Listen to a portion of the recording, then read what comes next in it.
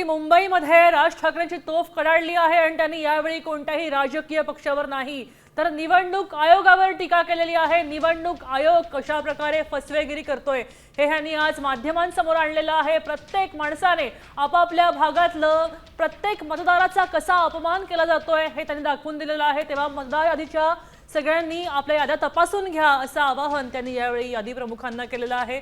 मनसेनं त्यानंतर आता दुपारी 3 वाजता एक पत्रकार परिषद होणार आहे।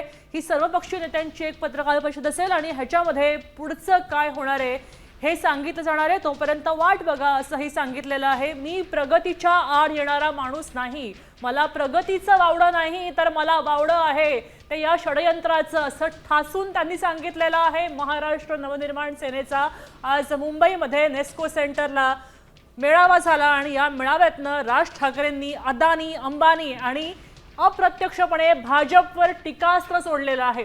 निवडणूक आयोगाच्या काळ्या कारनाम्यांना भाजप अप्रत्यक्षपणे सामील आहे अशा प्रकारच्या उदाहरणांसहित राज ठाकरेंनी आज अनेक वक्तव्य केलेली आहेत, मोठी वक्तव्य केलेली आहेत। अक्षी व्हिडिओच्या मार्फत व्हिडिओ दाखवून त्यांनी पुरावे दाखवून आपलं म्हणणं सोदाहरण स्पष्ट केलेलं आहे। मुंबईतली ही दृश्य आहेत। राज ठाकरे आता या ठिकाणी त्यांची तोफ कडाडली। नेस्को सेंटरमधनं राज ठाकरेंनी आपल्या पदाधिकाऱ्यांना मार्गदर्शन केलं, यादी प्रमुखांना आवाहन केलं, आपापल्या याद्या तपासून पहा, यादीमध्ये कोणकोणत्या खोट आहे, कुठे कुठे गफलत आहे ती शोधून काढा। आता isakal.com आहे देशातील नंबर 1 ची मराठी न्यूज वेबसाईट। प्रत्येक अपडेटसाठी isakal.com ला नक्की भेट द्या।